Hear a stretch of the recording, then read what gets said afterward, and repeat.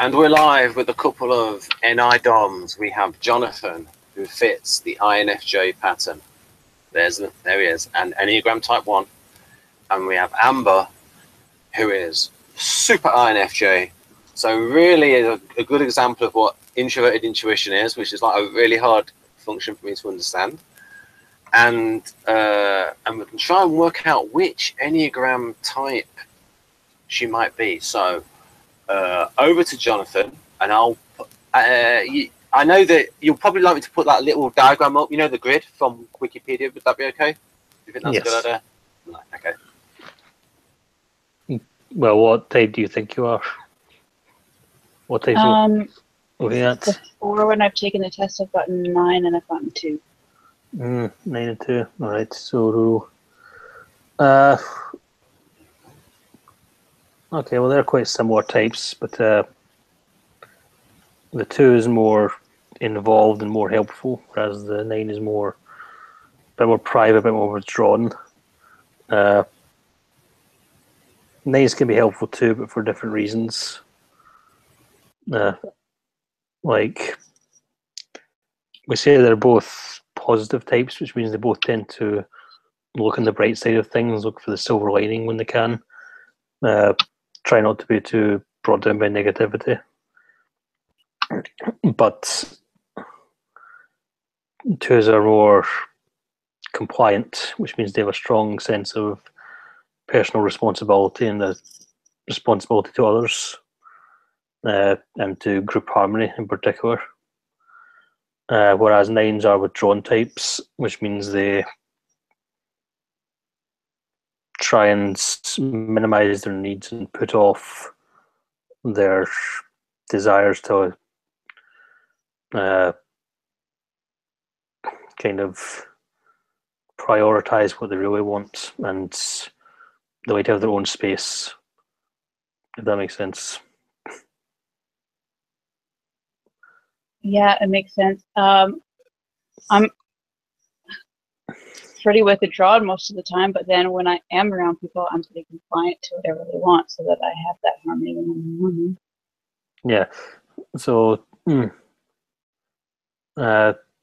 obviously, this is quite. If you're an INFJ, obviously, type 2 is similar to FE in a way, but the matter is prioritizing. And obviously, if you're going by tri-type, you can have both in your tri-type, so that'll be a lot trickier. If we do, I can go through some of the keywords and phrases of type 9, just to, if I can. Okay, I'll have a look at that. No, I've got it here. It's gone. Oh, good. Oh yes, Jonathan can do share screen too. Well, I'd rather not share because it's okay. Distracting. Okay, here we go. Hopefully that is clear for everybody. Yeah, so I'm reading from Beatrice Chestnut's book. So, type 9. Yeah, oh yes. Just a slight interruption. Having a look at the type 7, and because the type 7 is, I think that all of these, I think that Nick Helbig has taken all of these from the Beatrice Chestnut book, the 27. Just to give it this full, the complete Enneagram, the 27 paths to greater self-knowledge, because as we've mentioned before, the Beatrice Chestnut Enneagram type 7 is like very NE based. And because Beatrice Chestnut uses the Naranjo Enneagram type 7. And when I've looked at the Enneagram type 7, and I've sort of looked at that, and because I've looked at the chapter, I thought, oh, right, she's really taken from and she's in like certain phrases have really come straight. And also, you know, Jonathan, like what she actually calls the subtypes, the instinctual variants, are like what Naranjo called. There was maybe slight variations. I think she's based in Singapore. So I think this is heavily influenced by Beatrice Chestnut's book. So that's nice. It could also be that they're both influenced by Naranjo's work. Could be. Could be that. Yeah. Yeah, don't want to just accuse someone of plagiarism. No, I don't say it's plagiarism at all. Oh, no. Yeah. Right. Yeah, anyway, what were they? Yeah, so type 9s have here are some of the following core beliefs of Type 9 as their organizing principles. So these are, you won't necessarily agree with all of these, but if you're a Type 9, then you should at least agree with some of these or most of these in some way, or you should see them in yourself in the past, nothing else. All right? Okay. Okay. So the first is, I don't matter. It's easier that way.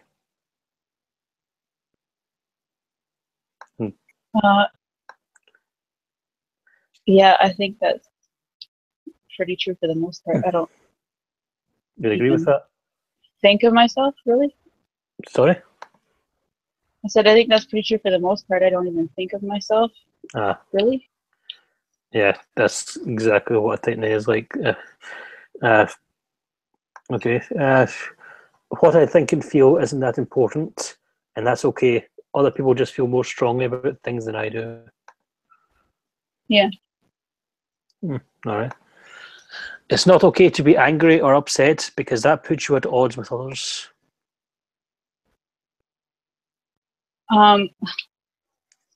See, for that one, I guess I would say if I'm thinking of other people, I would tell them that it's okay to have, like, feelings are okay. It's okay to feel everything as long as you're working through it. But for me, myself, I don't see it as okay for me to have all those feelings.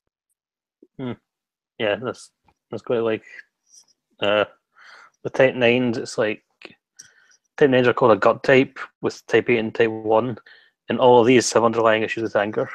That doesn't mean they like anger, though. It just means that anger can be a motivator for them or a problem for them. And with 9 specifically, their anger is about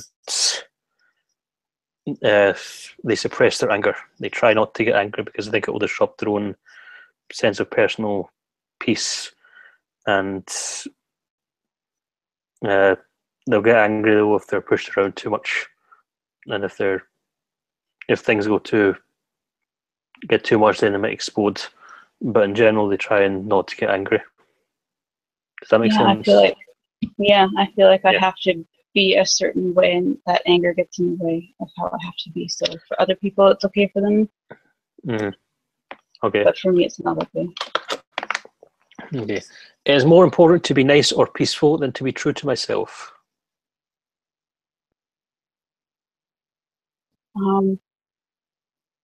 Well, I think that goes to a certain extent. If I saw someone doing something that I thought was harmful to another person, I wouldn't be nice and peaceful about it. But on a regular basis, I would rather keep the harmony with people than give my opinion on stuff, I guess. Okay, that's totally in line with this. It is not good to show anger because conflict destroys positive connections with others. Yeah. Okay. If I'm not present and accessible to others, I'm safe.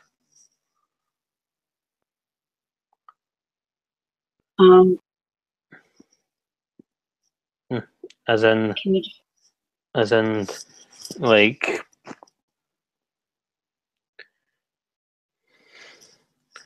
there's no worry about people intruding on you or asking too much of you or anything like that. If you're either physically not present, like if you're in a different room or in your own space, or if you're mentally or spiritually not present, so like you've just psychologically removed yourself from the situations you were in. In other words, you go quiet or you don't speak up or anything like that. It's all about maintaining your privacy and your particular space, even if you're with people.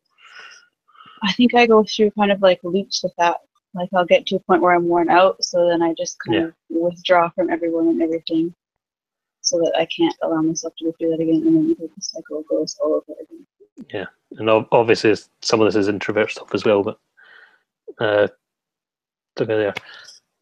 I don't know what I want, and it's not that important anyway. No, I think I know what I want on some of it. And well, it's more like there's more important things in life than what you personally want. That's probably what they're more going for. Yes. If someone were to ask me what I want on an overall level in life, it would be my spiritual connection to the universe and stuff like that. But if it's everyday stuff and people were to ask me in groups or one-on-one stuff what I want, I'm just going to let the other person decide. Yeah, exactly. Amber, That's it. You said something. You said something to me yesterday about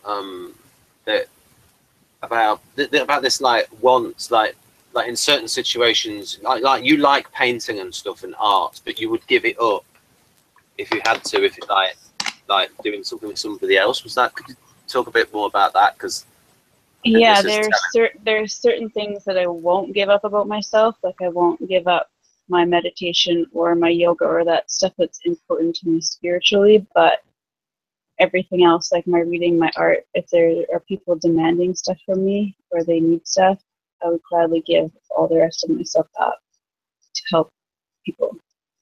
Mm-hmm. But I also don't see anything wrong with that because that's also who I see myself as. Okay. By the way, the test you took, did it tell you what your instinctual variants were? Hmm? The test you took, did it tell you what your instinctual variants were? So, social, sexual, self-preservation, any of that? Or SXSP?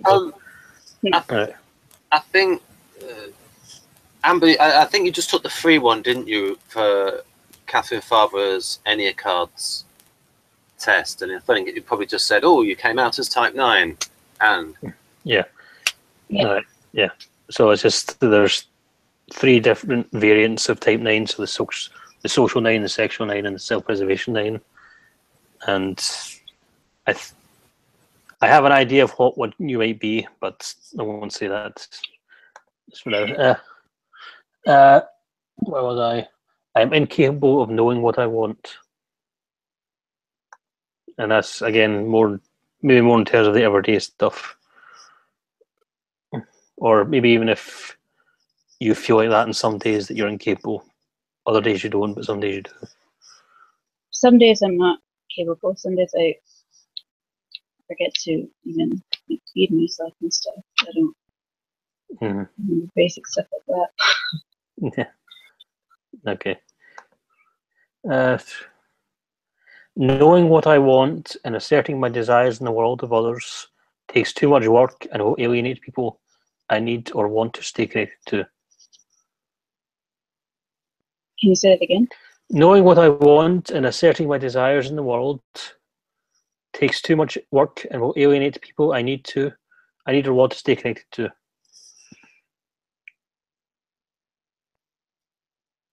So, you're worried that asserting yourself will push others away or alienate people, especially people you feel like you need or that you're connected to. So, friends or family or people at work or something. I don't think it will alienate people.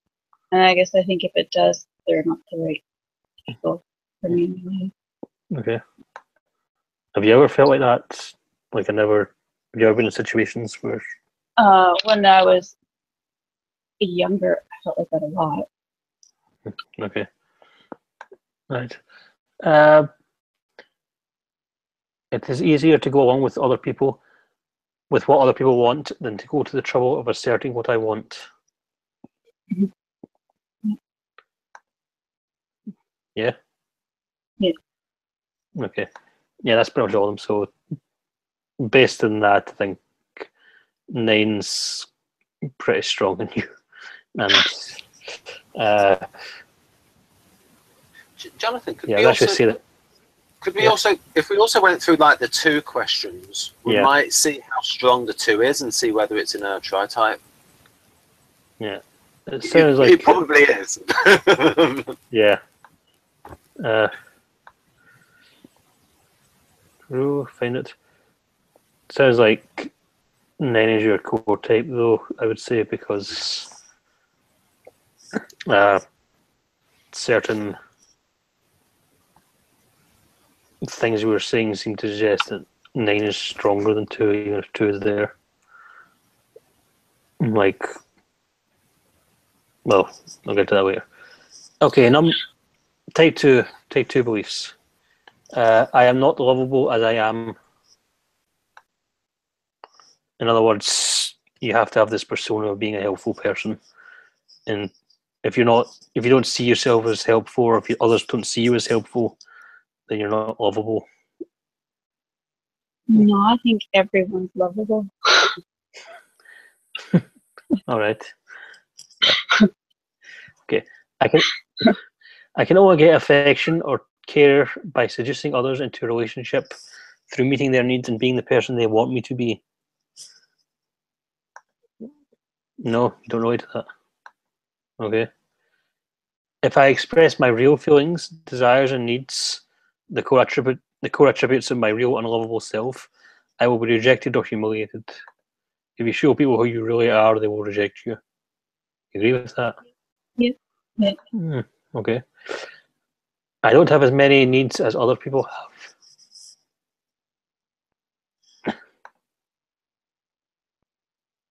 Sorry? No, I think everybody's probably got about the same as everybody else. Okay. Not having many needs myself, it is easier to sacrifice my own needs in the service of meeting other people's needs and making them happy than to assert any needs or desires. I think it's easy to sacrifice my needs for somebody else's. You find that easier? Okay. Yeah. Well, these aren't just things that are, it's things like you would think. Like, even if you don't believe in them, it's things you might have thought, especially when you were younger. That's what we're aiming for. See, a lot of these do overlap with 9. So, conflict produces bad feelings and disapproval and risks damaging relationships, so it should be avoided. Conflict should be avoided because it risks damaging relationships.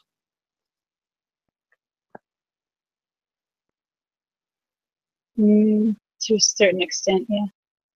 Okay. I know how to make people like me. My ability to make people like me ensures my survival and well-being. I don't think so. I don't think I know how to make people like me. You don't want to make people like you? No? All right. I think just the way that sounded really manipulative. Yeah. Yeah. Most people like happy people who flatter them and meet their needs.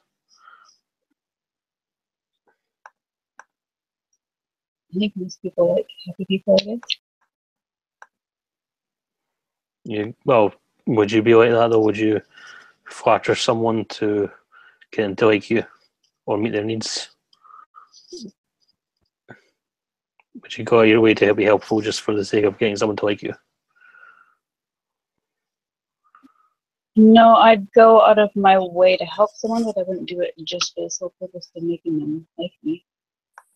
Okay. Most people don't like needy people who cause trouble or create conflict by expressing negativity, strong feelings, or opinions. So most people don't like people who are too opinionated or whatever.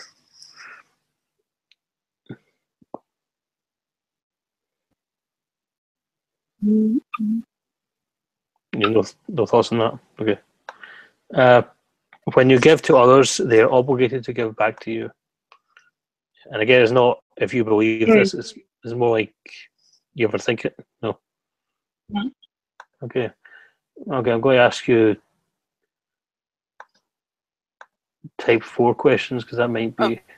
Jonathan, I think with these questions for the type 2, I don't think they're very good because, like, the type 2 person hearing this is not going to answer truthfully. You'd have to put them on, like, a lie detector or something.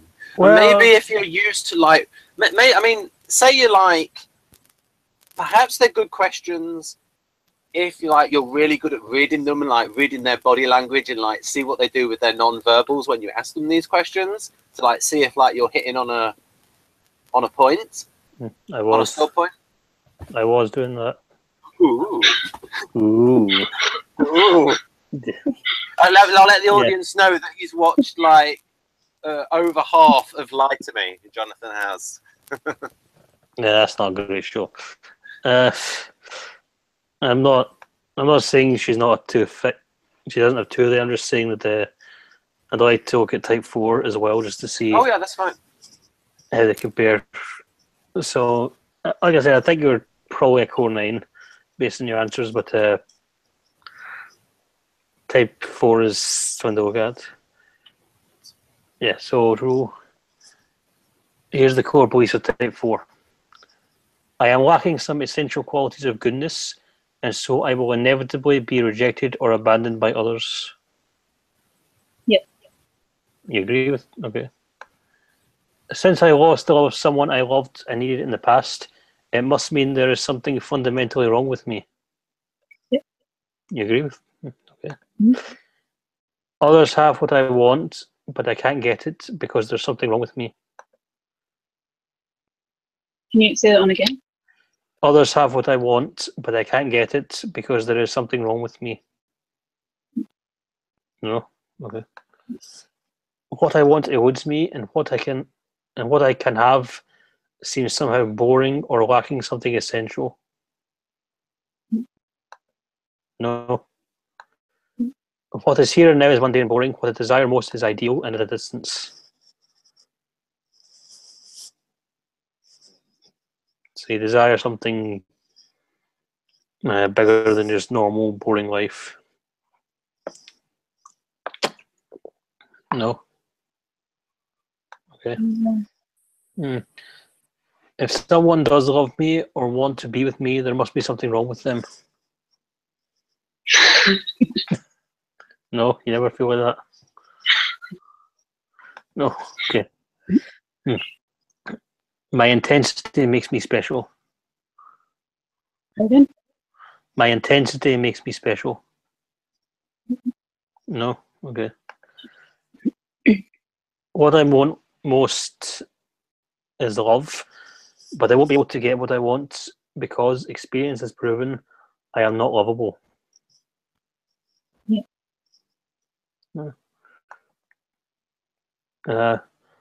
I like some basic attributes that would allow others to really love me, but if I could find the ideal person who realizes how special I am, then maybe I could really experience what I long for. Say that again.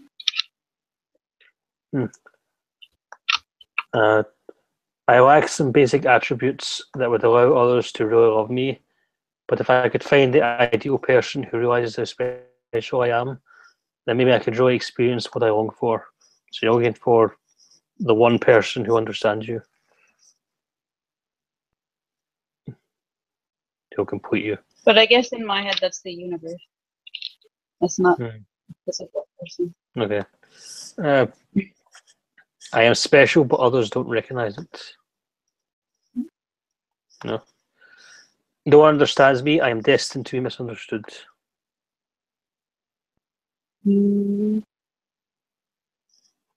I don't think anyone can be understood, but I don't feel it. Sorry? I said I don't know if anyone can be understood, but I don't think that's a bad thing. Do you think people understand you in general, or? But I think what matters is that people are willing to try to understand you when you need it. So I don't see being misunderstood as a bad thing.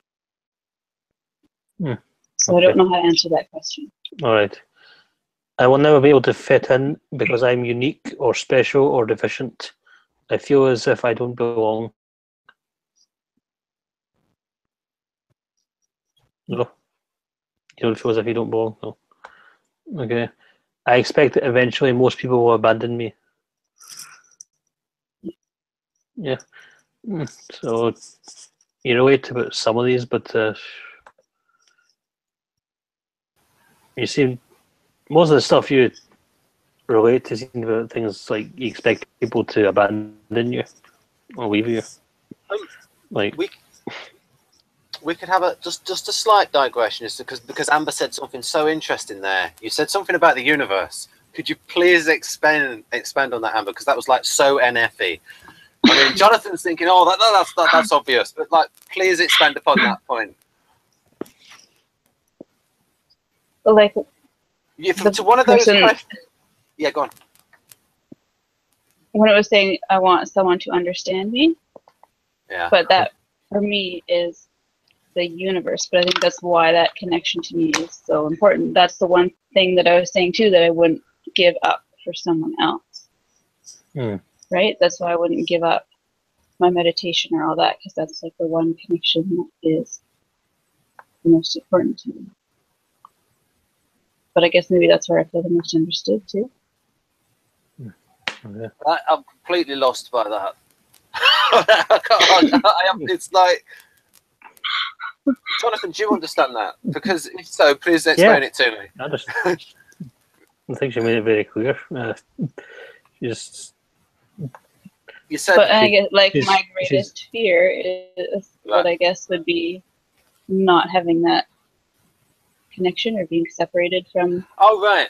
But I also think everybody is connected, right? Like we're one. Right. That's, remember when I was talking to you about how I didn't understand people identifying themselves in words, because I identify everything together as a whole. Right. Okay, so I'm going to read through the sexual name, because what you're saying just sounds so much like a sexual type 9. This is the type 9 Enneagram, but it's the sexual variant specifically. So yeah, we'll just let folks know that it's not necessarily a sexual thing. It's like the one-to-one. Yes, the one-to-one instinct, but specifically some of the stuff she's saying sounds like this. So, okay, sexual 9s unconsciously express a need to be through another, to gain a sense of being that they don't find inside themselves. Through they use relationships to feed their sense of being, because it can feel too challenging or threatening to be on their own. They substitute another person's agenda for their own, because it feels more comfortable to stand or be through another. These 9s may not even realize they have made the substitution. However, it often happens at a subconscious level. Sexual 9s are not connected to their own passion for living, in the good sense of passion, and so they will try and locate it by blending with another person. When they are in close relationships, they may have a sense that there are no boundaries between their experience and those of important others. The merging with the other takes the form of an energetic taking on of feelings, attitudes, beliefs, and even behavior. These 9s feel a sense of loneliness or abandonment that seems like it can only be filled by another person, whether or not they realize it consciously. The problem inherent in this stance, of course, is that true union, a real relationship between two people, requires that both people stand on their own feet before coming to meet each other. But sexual 9s may experience difficulty in standing on their own 2 feet, being grounded in themselves, and leaving out their own sense of purpose, so they look forward to another person. Individuals with this subtype can merge with a partner, a parent, a close friend, or any important person as a way of finding a life purpose and avoiding their own experience of the lack of such purpose. They have a sense of uncertainty about their own identity and a lack of structure in their lives, and they look to other people to satisfy their sense of who they really are and what they really want without realizing this is happening. Sexual 9s tend to be very kind, gentle, tender, and sweet. They are the least assertive of the 9s. However, the tenderness they express, like other gestures of caring that come from the personality rather than the real self, can be, to one extent or another, false. More than the other 2 9 subtypes, these 9s can have a difficult time locating their own motivation to act in support of their own initiatives. They can even know they want to do something and not be able to do it for a long time, especially if it involves any kind of conflict with others. Sexual 9s defend against the pain of early separation and separations in general by unconsciously denying the existence of boundaries. This is an attempt to avoid being aware of their own deeper sense of isolation, aloneness, and individuality. This 9 may have a sense that I am when with the other. In maintaining the important connections in their lives, they may be so focused on meeting the needs of others that they betray their own needs. When this occurs, they may engage in passive-aggressive forms of rebellion, such as avoiding someone or ignoring something important in a way that affects the relationship. Sexual 9s can resemble type 4s, as they may feel a sense of melancholy and experience and express similar themes and feelings related to relationships. Having their centre of gravity in others means that they have a special sensitivity to the wishes and moods of the important people in their lives, and an acute awareness of the push-pull connection and disconnection dynamics in a relationship. That was very wordy. However, while 4s are self-referencing, sexual 9s are primarily other-referencing, and they may take on the feelings of another, as opposed to having more immediate awareness of their own emotional ups and downs as 4s do. Sexual 9s may also share central concern with type 2s, that they can lack a solid sense of self, and they can look to their important relationships as a way to find self-definition or a sense of identity. 2s differ from 9s, however, in that they focus more attention on constructing an image. 2s are usually enjoy being the centre of attention, while there's much less comfortable for sexual 9s to be the centre of attention. Did you relate to any of that? Did you understand my accent? Oh yeah, I was just about to post in the side during that I can like send this profile to you, Amber, but I didn't want to send it whilst Jonathan was reading it out, because I didn't want to like interrupt any kind of reaction that you might make as he read it out. So yeah. And now I've said that, there's no point me pressing this because I've just said it. So but and I've just trampled over Jonathan as well, so I shouldn't have even said that. So yes, there you go. Jonathan's question, I think it was, did you understand any of that? Because my accent's a bit Yeah, Scottish. I understood all of it. There was lots of stuff, and then we talked about some of it, like me having trouble with emotional boundaries with people, in the sense that I will lose myself not being able to separate my emotions from theirs. And even when I was saying the other day, asking about if it was possible to have a codependent relationship with like the world, almost like in that connection that I feel like I have with the universe, like that feeling like it's almost codependent, or I rely on it that way.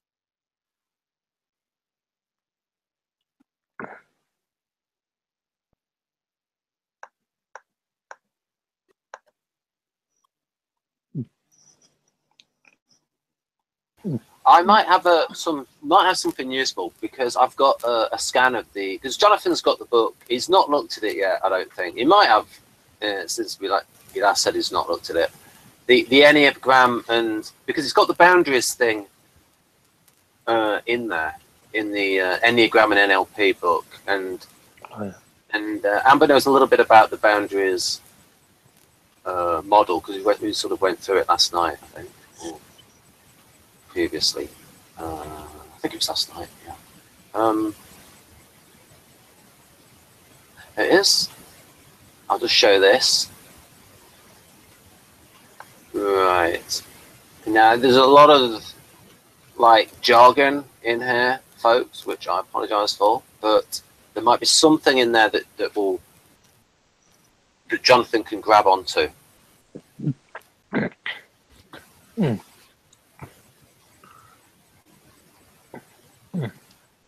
Well, I don't know what change history process is. I mean, I think this is NLP jargon. Yeah, but you don't know the solution, but it does sort of identify the problem, and whether if you think that's an accurate problem, where it says there. Yeah, but could you describe what change history process is? Oh, dearie me. Right. Well, yeah, put me on the spot. Yes. Well, now you know how it feels. thank you. Change history process. Okay. Flipping heck. This is a bit that I have not yet read in the book, but here we go. Some live improvisation. Change history process. Right, okay, it's page 149 in the book. You Scunner Campbell, you. I will try to explain this. Page 149 in the book. Change history process. Right then. Right, it's this. So, this process can be used to help someone change his/her perspective and attitude about past experiences that support undesirable and limited feelings in the present. It doesn't change the events themselves, but does significantly change a person's beliefs about self-relating to these past experiences. And the first part of the procedure is to ask the client to identify a feeling that has occurred over time, which is unwanted and which limits him/her. Calibrate that the client has fully accessed the feeling and anchor. Okay, what that means is calibrate is watch them carefully.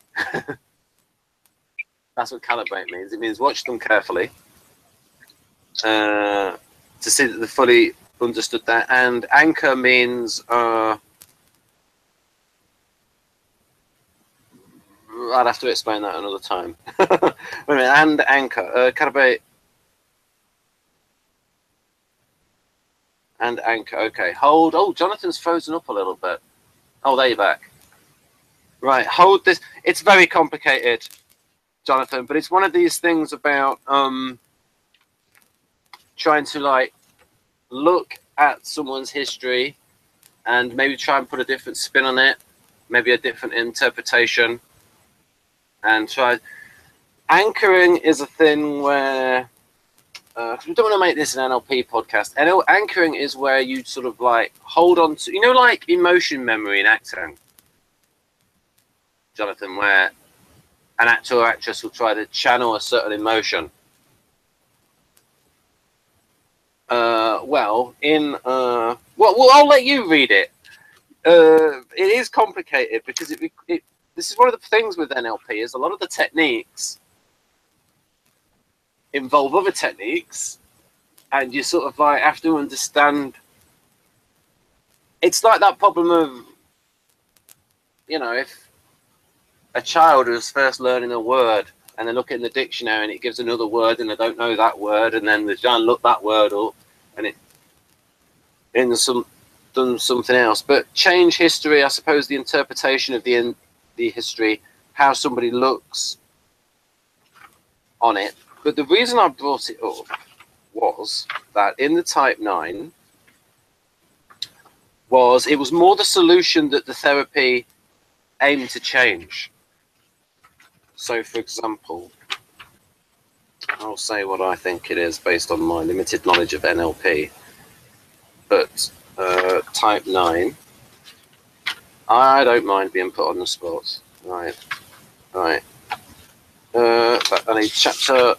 Oh, they didn't put chapter 9. They didn't put the 9 at the end. They put the 9. Oh, they did. 101.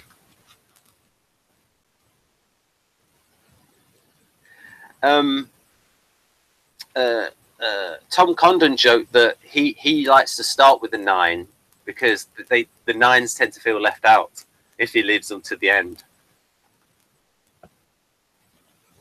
So the floater harmonizer, that's the number 9. So, okay, we'll talk about boundaries. So we did the boundaries model thing where people can have either walls, boundaries, or no boundaries between, say, the internal world and the external world, between different contexts, between themselves and another person. And so you can have a situation where, someone might become overly involved with someone and they don't have the interpersonal boundaries.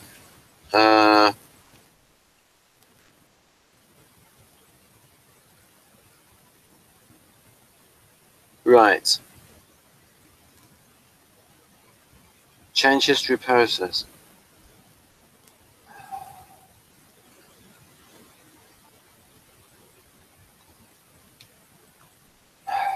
That's tricky. The boundary model process, allow nouns to maintain separate.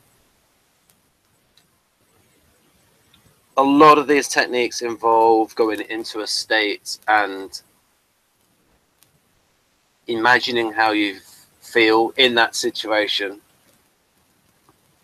and what did it look like? What did it feel like? What could you hear? Yes, your sound's a bit quiet there, Jonathan, now, whilst I'm on the spot, but I don't mind. Yeah, your lips are moving, but I can't hear you. Oh, now I can hear you. I was talking to myself too much. Oh, right, now I can hear you. I thought you deliberately put me on the spot. I know you put me a little bit on the spot, but I'm so sorry. I was trying to talk all this time. I was making jokes and everything. I thought you were deliberately putting me on the spot. Like, Ben thinks he knows about NLP. Let's have him talk about NLP for 5 minutes in this obscure thing that he's not actually read yet. I mean, I was a bit, but I actually thought my sound was on. Oh dear. But yes, yeah, change history is easy. This is just, just looking at something that you thought was bad, and then maybe consider maybe it wasn't that bad, or like maybe you misinterpreted something. Yeah, that's what I've said to Amber and other people. Like, for NLP, it's like a lot of this stuff is like so obvious to NFJs, but it's like for NTs, it has to be like codified. NTs are dumb. At this, yes, we are. Yeah. It's true. The diplomatic intelligence, not so good. Yeah, so the point is that 9s can have a negative self-image in terms of like how they get along with people or don't get along with people. It's like I was saying that type 9s are positive types and they like to look at the silver lining. Yeah. And so on, they like to look on the bright side of life. That is actually not necessarily a good thing, because they can do that as a way of coping with stress, or with pretending that the bad things aren't happening, or that it wasn't their fault, or overlooking the problems, that sort of thing. Like doing it as a way of overcompensating for bad thoughts or bad behavior or bad experiences, either committed by yourself or committed by other people. Right. So it's all about avoiding the problem, and what this book is recommending is looking back on those experiences and changing your perspective of them a bit. Like, if you thought that someone was out of line and you said nothing to maintain the harmony, maybe try and go back to that and consider seeing it from a different angle, that sort of thing, if that makes sense.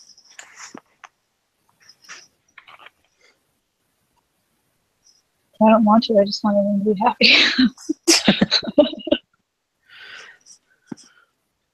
Yeah.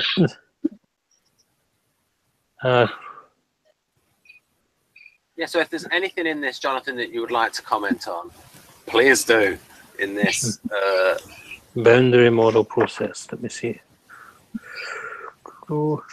Yeah, that's the bit right at the there's right at the back of the book is, and we were going through Amber with this.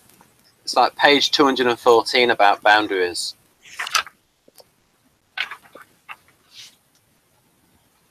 And in fact, 218. Exciting TV, watching me read a book. yes, But it's like, okay, Amber, what did it sort of make sense when I went through the boundaries model with you last night, you know, without the pressure of being recorded. And like having to do it, like trying to do it, sum it up quickly, where it's like we were talking about those people who get, where if you're too rigid, if you're too much like cut off from, if there's too much of a, if there's a wall between between yourself and other people, then you can't communicate with them. It's like almost you then getting towards a kind of autism where you're like so much within yourself. And I suppose fives can get like this, where they can even wall themselves off and have boundaries within themselves, within different aspects of their lives. Is that true, Jonathan? That they have to wall themselves off? Yes. And I told you I tend to bounce back and forth sometimes between having walls and then having and then it's kind of difficulty maintaining the boundaries between themselves and others. They can often take on the thoughts and feelings and opinions of other people because they're deadening themselves and going on with people so much. So this is about the growing edges to learn to be more aware of what you want and assert yourself more, and be more aware of those boundaries and how to keep them up. Like not to the point of necessarily being really pushy or arrogant or anything like that, but enough to be more aware of your sense of self and what you want, and not always trying to maintain harmony, because there's a point where that can be self-defeating and even harmful if you're going overboard with that. Yeah. Right. So we've got when it says there about re-imprinting process. Actually, it doesn't have a nice little, but a little bit. So we use the re-imprinting process on these and the beliefs that other needs are more important than mine. This will establish an inner structure for self-esteem. Re-imprinting, I suppose it's like going through it and telling yourself it again and again. Like, or maybe you need somebody to tell you that. What do you think that looks like practically, Jonathan, where it says there? If you know, you've got the bottom of page 107 about re-imprinting process.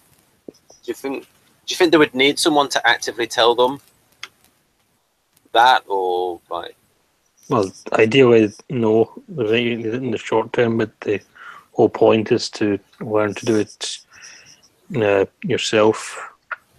Right.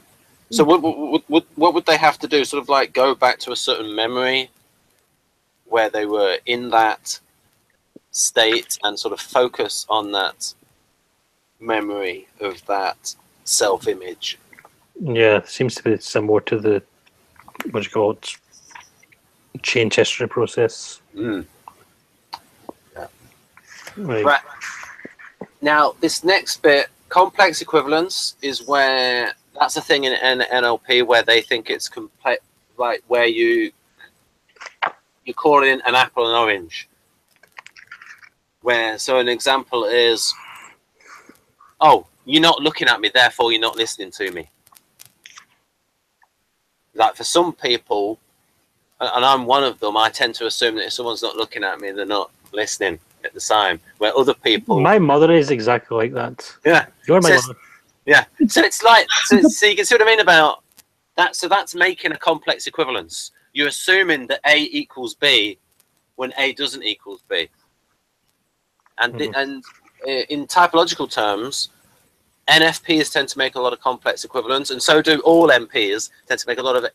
And STPs, especially ISTPs, don't like it. And they will always point out the situation in which that's not the case. You know, okay, how is that like Hitler?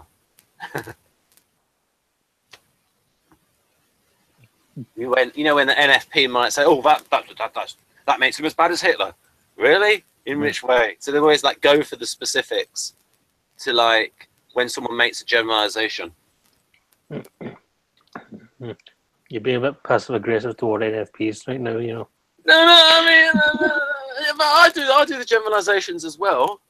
Exactly. You didn't say that. I can say that I'm an NP. You said NFPs. Yes, well, you know. Naughty. Oh, yes, I have been naughty, yes. I apologise. Yes. Shame. So, yeah, I mean, use counterexamples, which is exactly what... Because I get this when I do Hangouts with Jeff.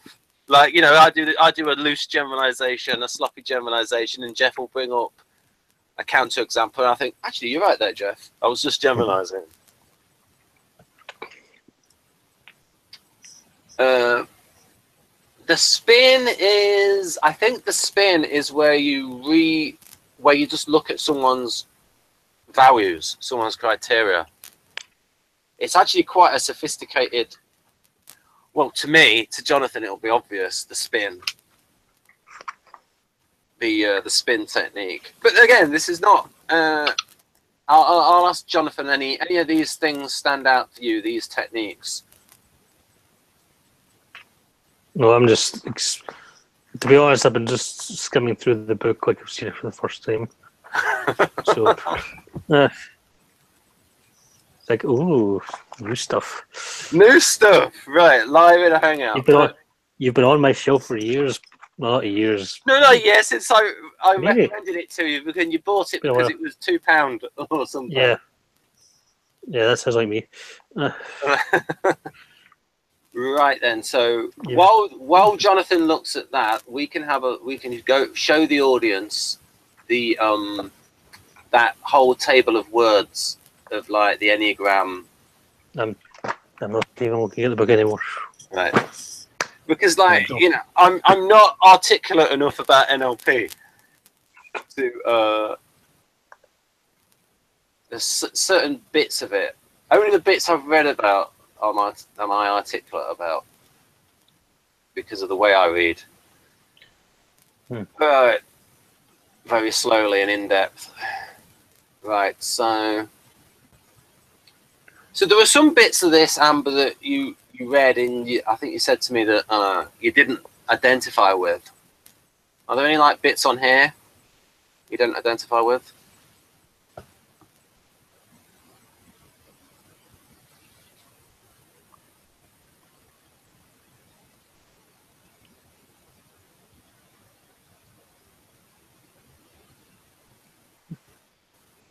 I think you do say good stuff. It says there saying nothing much. That's a little bit of an insult. I guess it depends on the situation. Yeah. If I'm in a group setting, I tend to just zone out and go off in my own head. Yeah, this collection of words, now I look at it, seems to be slightly more towards the less healthy side. Like, I'm just like looking at ones at random. Well, some are meant to be less healthy. Yeah. Like the purple ones, the shadow, lacking motivation, Right. creativity, lacking energy, sense of inferiority, no opinion, gullible, simpleton. Well, that's harsh. Yes, that is. Yeah. Somewhat depends on the nines. I've also read that some nines can, particularly some 9-wing 8s, they can look like they're like that. They can look quite simple, but if you, sometimes they can be very intelligent. It's just they've just got that face. Dear me. It's unfortunate. They just look like it, even though they're even if they're quite intelligent. Yeah. And also because they don't always speak up or speak their mind or give their opinion. Yeah. That can give the impression of being less intelligent. Yes, because they don't want to assert their opinion. Like, say they have a contrary opinion, the harm. Say there's a group. Say there's a political discussion. You can imagine a smart, intelligent 9 they'll have a dissenting view, but they don't tell anyone about it.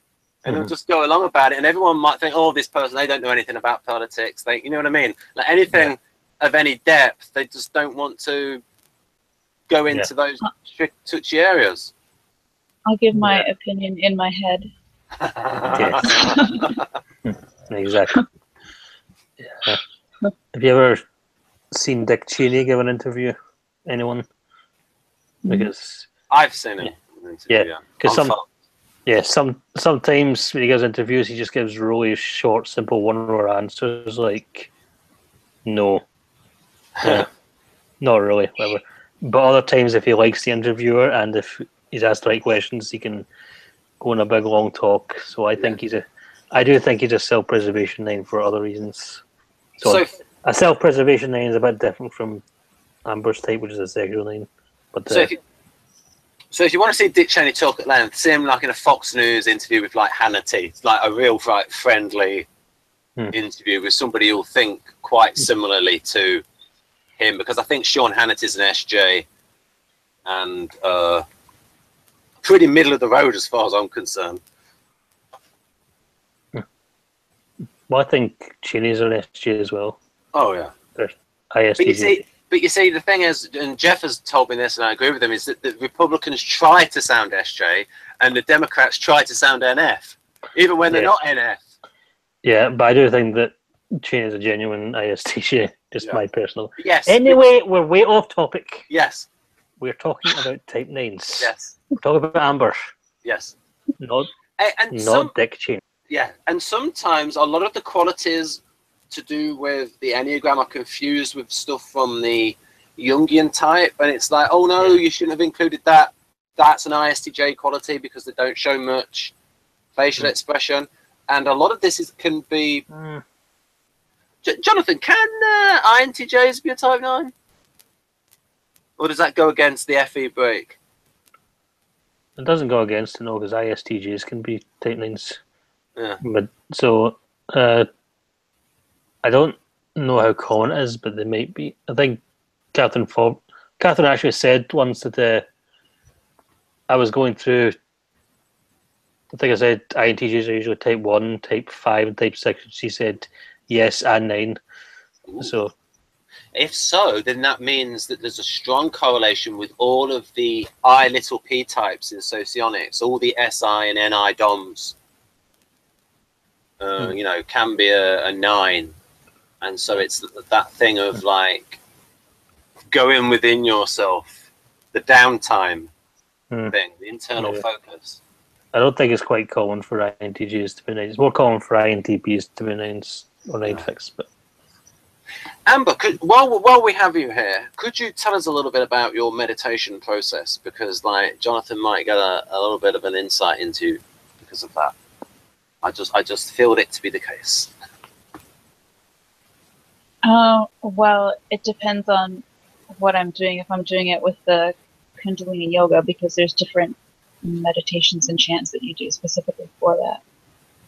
Because the Kundalini yoga is about opening your chakras and having your spiritual energy awaken, right? You do that specific yoga for having your spiritual energy awaken.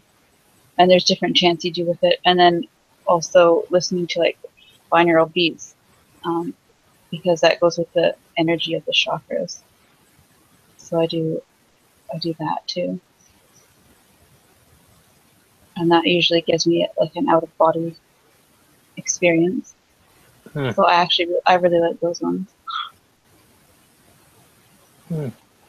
Yeah,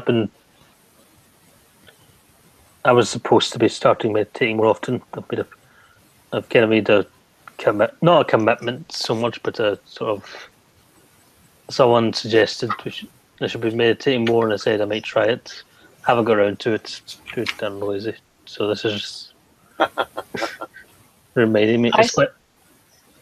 I started with guided meditation so that it was like easier. But I think a lot of people get the idea that you have to like clear your mind and you can't have any thoughts, or that they're doing it wrong if they start thinking of something, but that's not really true. You can if you think of something and they usually say it's because you're supposed to focus on that thought and work through it while you're meditating. There's a reason that enters your mind. Okay, that's interesting. That's useful because I do have that. I did have that idea that you're not supposed to think, so that'll make meditation a bit easier. Yeah. And usually I find too, if I'm having trouble understanding the way that I'm feeling about something, then I can meditate. And if I focus on that, then it's clear to me after. I understand exactly how I'm feeling about it. Okay. Yeah.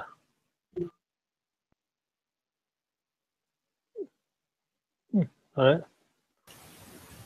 Right. So yeah, I just thought I would think that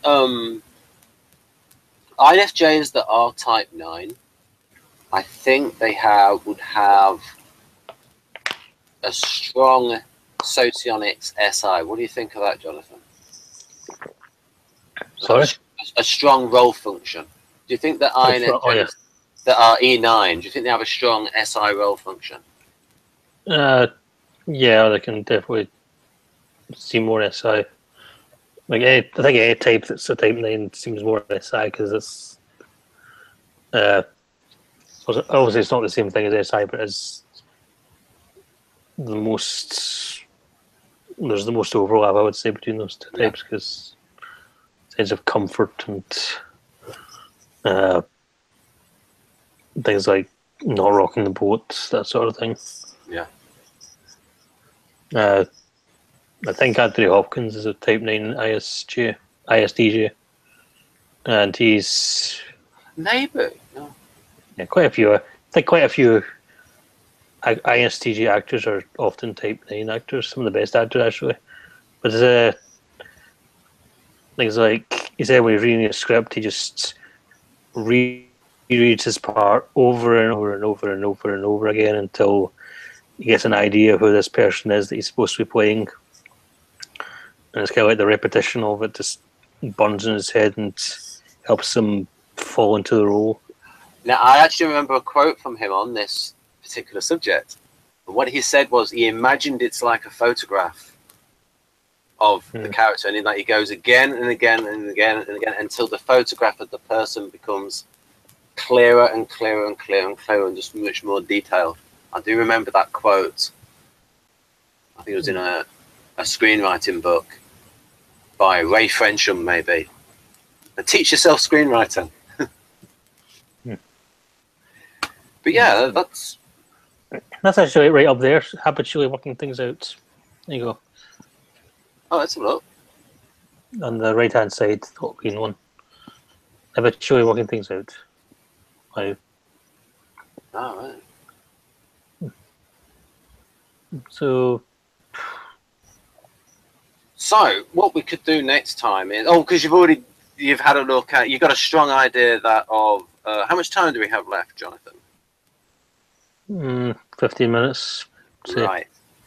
So do you have enough time to go through some of the sexual 9, or have you already gone through quite a bit of that already, or have you got like things that you could show about the sexual 9? I don't think there's a lot left I could show about the sexual 9. No, I mean, I'm okay at Tom Collins stuff, but it's actually shorter than what I just said. So. Right. How about looking at, because you might also have an idea of which tri-types. Tri-type. Or do you want to do that in a separate? Maybe the wings would be better. Okay, the wings. Yeah, because there's 2 options. Yeah. I don't know. So probably Amber's probably not a 9 wing 8. You never know. Well, I never know. She'd have to be hiding it from me. No, anyway. Why do you think she's not anyway? Why do you think I'm just saying that up till now she's hidden it from me. Well, what do you think a 9-wing is like? That's what I mean. I just expect they've got like a bit of a hardcore edge to them. But you know me, INTP, when it comes to Enneagram 8, we have like this weird perverted view of what an 8 is because of our view of extroverted sensing. So we're not entirely unbiased when it comes to conceiving of the 8. So it's best not to. It's like when INTJ is talking about FE. Like, we're not entirely unbiased. We have too Well, much. 9-wing is a bit. 9-wing 8 can still seem quite 9ish and same quite often. But anyway, 9-wing 8, the comfort seeker. The traits of the 9 and those of the 8 conflict with each other. 9s are passive and desire harmony with others, while 8s are aggressive, asserting themselves and following their self-interest. Since 9 is the basic personality type, people of this subtype tend to be fundamentally oriented to others, receptive, unself-conscious, agreeable, and so forth. While some part of themselves asserts strongly, at least sometimes. There is a mellow, outgoing quality to them. They are sociable, like to tell jokes and stories, and spend time with their friends. 9s with an 8-wing are more sensual and instinctive than 9s with a 1-wing, and tend to operate more on feelings and hunches. They tend to embody the more easygoing demeanour associated with 9s, but also give the impression of being more physical, more grounded. This is one of the most difficult subtypes to understand because the component types are in such diametrical opposition to each other. When they're healthy, they add an element of inner strength and willpower, as well as an expansive, passionate quality to the overall style of the personality. Healthy 9s with an 8-wing combine with the comforting, positive qualities of the 9 with the endurance and strength of the 8, resulting in a subtype at once powerful and gentle. Despite their unself-consciousness, healthy people of this subtype are able to assert themselves effectively. Despite their graciousness and concern for others, they can be quite strong and forceful. Despite their ability to subordinate themselves to others and to common goals, they can be courageously independent. Despite an easygoing manner, they can have formidable tempers, although they are rarely resorted to. Thus, healthy persons of this subtype give the impression of strength and good nature, sensuality and power. The 9 with an 8-wing wants to engage with people and things in the world more than the other subtype. They enjoy socializing, have a wonderful dry sense of humour, and may have numerous skills, although they tend not to promote themselves. They are concerned with their immediate needs and circumstances, and more accepting of people as they are. Oh crap. 9s with an 8-wing. 9s with an 8-wing often enjoy the helping professions, consulting, sales and services, and can be very effective in business, especially negotiations or working in human resource capacities. When they're average, they compartmentalize their emotions completely.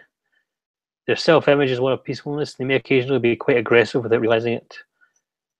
Unfortunately, the 9 with an 8-wing is more likely than the other subtype to get caught up in a kind of sensual indolence, which can interfere with their ability to stay directed. They can be complacent, even lazy about achieving success in some areas of their lives, while being extremely competitive in others. If they are not intellectually gifted, they might seem slightly slow-witted, good-natured but thick-headed, because neither the 9 nor the 8 is particularly intellectual or thinking component. These people have strong elemental drives for psychological and sexual union with the other. Their self-interest is bound up with material comfort. They can be more stubborn and defensive than 9s with a 1-wing, and although usually easygoing and pleasant, people of this subtype can have bad tempers. Others cannot predict what will set them off, but usually can see their anger building. Typically, people of this subtype lose their tempers when others interfere or interrupt their sense of well-being and peace of mind. They can be blunt and explosive, but just as suddenly they return to their normal, placid self. When their protective instincts are aroused, they do not wish to hurt others so much as protect themselves and their property or people. Average persons of this subtype can become belligerent and confrontational towards others, but with little long-standing personal animosity. Their greatest ire is aroused against those who attack their families, their beliefs, and their way of life.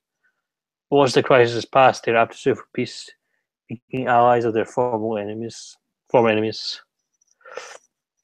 As they deteriorate, 9s with their 8-wing tend to dig in their heads, refusing to listen or cooperate with anyone, threatening to disturb their safe routines. Unhealthy 9s with an 8-wing resemble unhealthy 4s. They're usually depressed and have very little energy. Unlike the 4, there's general flatness and lack of emotional effect, with occasional tremors of tearfulness and anxiety. The fear of control in the 8-wing adds to the 9's resistance to help. Unlike the 9s in the 8-wing are capable of violence with little concern about the consequences of their actions. Aggressions and impulses are strong in people of this subtype, and when they are emotionally unstable, there is little ego strength left to regulate these forces. Their aggressions may be particularly aroused by sexual jealousy of their spouses. Separation from a loved one through the alienation of affections is devastating to the 9's sense of self and inflames the 8's rage out of wounded pride.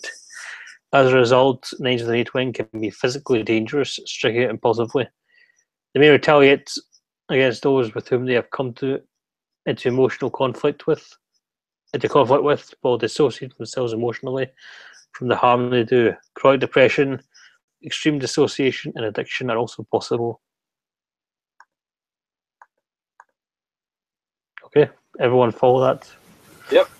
Okay. Yep. Okay, so what do you think? Sound like you or not? Not really. But I wish that I was the assertive part of that. Okay. All right. So that's the 9 with the 8. This is the 9 with the 1-wing now. The traits of the 9 and those of the 1 tend to reinforce each other.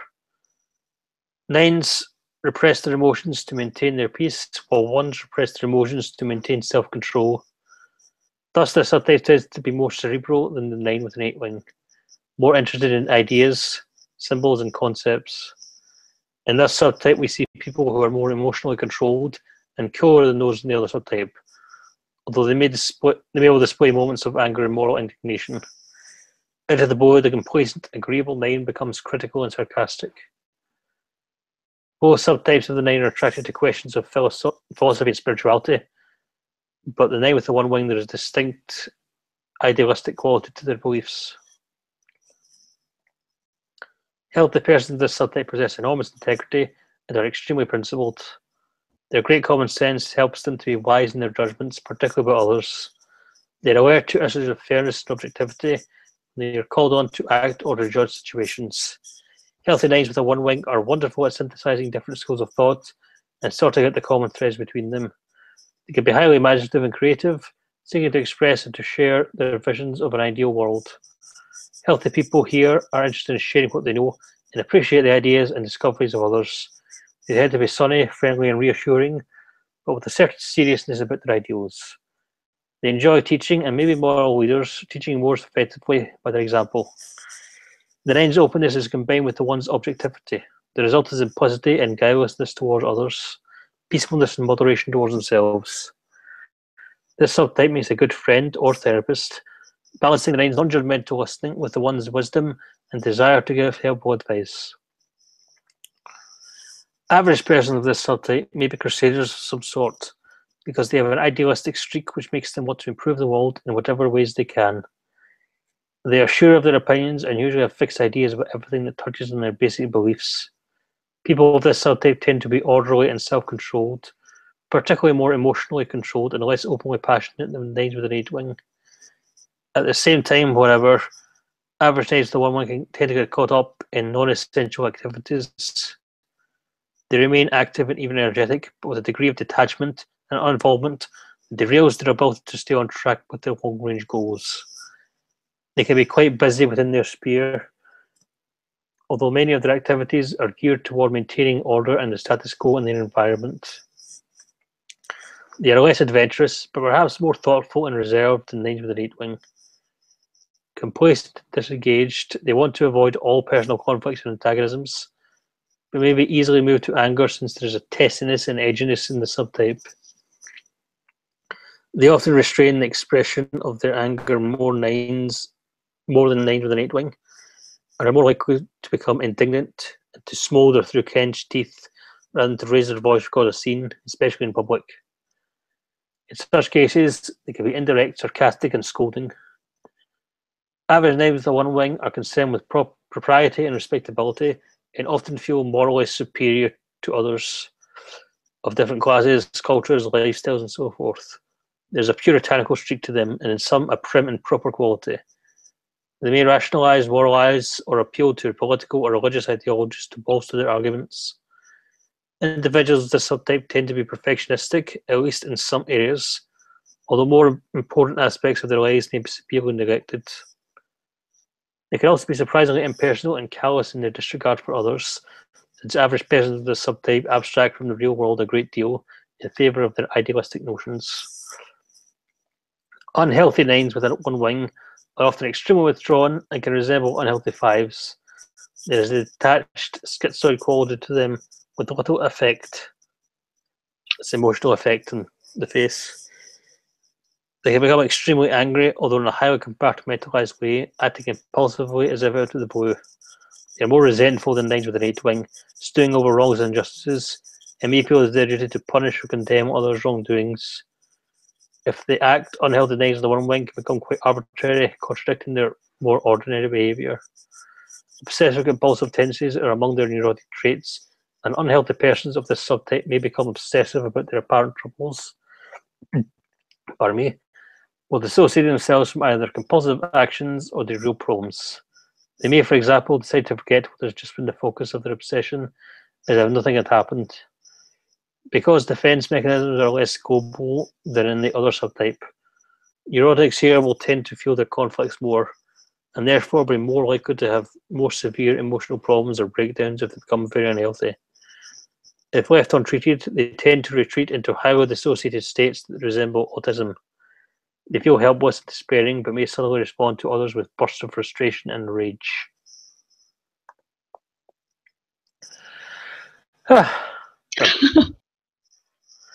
Yes. So, how do you rate of those two? What do you think sounds more like you? The 9w1 sounds more like me. All right. Anything in particular you relate to?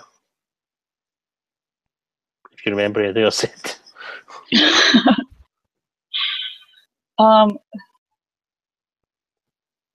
Well, lots of the withdrawing and the unhealthy stuff. That sounds a lot like me. Especially when I was younger. Mm-hmm. And then a lot of the being more orderly stuff. Yeah, okay. That stuff sounds like me. Yeah, right. So, yeah. Put the mic on. So, Jonathan, we used to do you not want to show text anymore? I think you said something about sharing the screen and not being able to do it or something. I can't quite recall what you said. I think with the old, I think with some of the stuff I was saying, I just didn't want to share the screen. That time I probably should have shared the screen. I just wasn't thinking straight. Right. Yeah. In future, I need to remember to share the screen sometimes. Right. Oh, was it because it was initially because you were going through the questions? Yeah. And you thought, and you wanted to see some Amber's initial reaction, maybe her facial reactions to the questions, that sort of thing. Yeah. So I was just dumb there. I should have shared the screen, but it's sad to stay away. Well, yeah, I think maybe it's easier for Canadians to understand the Scottish accent than Americans. I'm not sure. A gross generalisation there, but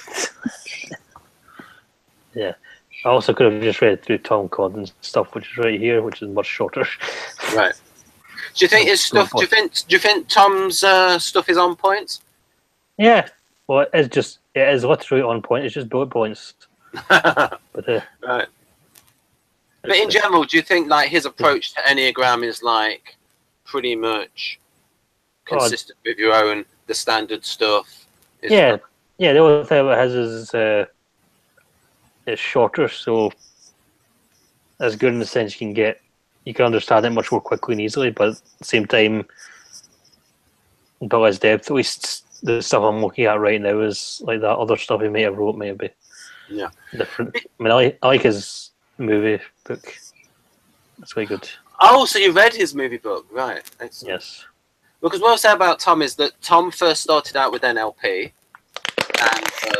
and Jonathan has done 2 videos with Tom Condon, and I thought I did one. I think you've done two. yeah, I think maybe there was a little tiny one that was maybe 20 minutes when he was like talking about his course that you may have joined. Maybe. And that sometimes he will call the types patterns because like he started in the NLP world and he's sort of like he's used to like having like just seeing like all theories as like generalizations and the map is not the territory, that kind of thing. So because you do get these people who over-identify with their type. Jonathan and I have encountered that. You know, you'll encounter that, folks, by people on Facebook and YouTube, and it's like people who like have over-identified with their type and they've really like taken it on board as like part of their self-esteem. You know, and they need to, you know, get a little bit of more of a distance between the type and themselves. And not to be, and he uses it, and he has this term, Tom, called the trance of the type. How people can get caught in their trance of the type, like the fixation of it, and like trying to get beyond these like habitual patterns. Like, because if you have someone who like over-identifies with, like, say, being a 4, and they're thinking about, and it's almost like they want to be a 4. Which could be a very ironic situation to me, like this type that wants individuality that really wants to be a 4. Yeah. So you might want to say that, John. If you want to say a bit about why you think his book's good on films. Oh, there's just so much he goes into. What he does in the book. What's the name of that book? I'll tell you what we could do. I could ask him. We could do a hangout with him about that book to help promote it. And like, because you'd like to just, do you reckon you'd be okay with that, Jonathan? Like to discuss what he said about the films, because you do have expertise in that area. Yeah, sure. If I can find, I can't remember the name of the book. Then I'm trying to find it. But yeah, it's a good book. He gives short reviews of different films. And Enneagram movie and video guide. That's it. Yeah, he gives short reviews of the different films, and like some of the descriptions are longer than others. So that's a bit of a problem, but right. He does, for some of the films at least, he talks about how he goes into a good deal of depth about how each character represents their type and so on, which is it's quite a good way it does. I don't always agree with his typings, but then I never do agree with anyone's. I don't always agree with anyone's typings. Right. So yeah, so maybe, folks, we'll do a hangout with Tom Condon soon. I never realised how tall he was. Oh yeah, I remember he did a joke with me where I asked him how tall he was, and he said 4 foot 27 inches. What would that be exactly? I mean, well, I had to work out. Well, 24 inches is 2 foot, so 6 foot 3. Yeah, something like that. Yeah, because I saw a picture he put up recently, and it was like he's there, and there's 2 women. They're like waist height or something. Yeah, and it's interestingly enough, he is a counterphobic 6 because he's talked quite a bit about being 6, but only recently in one of his podcasts did he say he was a counterphobic 6. And he actually said about one of the ones, he's done 1 or 2, and he said that he actually would like jump onto like railway cars from bridges, like do like real extreme like SP stuff to like take on his fears when he was younger. Ben, he talked about this in the video we did with him. Did he? Yes. Shame on you. It's true, INTPs do not listen. Especially when they're hosting the hangout and they're trying to decide what box to click on. Right. Yeah. Right. So in future we could do another video with Amber on her tri-type and I don't know whether we need a separate video for the variant or not. It depends how much you want to show of that, Jonathan. All right, Well, we'll see. Right, so we'll end the hangout for the moment. So it's good night from me, Ben. Good night. Good night from Mr. Campbell from Scotland, and good night from Canada, which is like an enormous version of Scotland in terms of its landscape. Right, bye-bye, folks.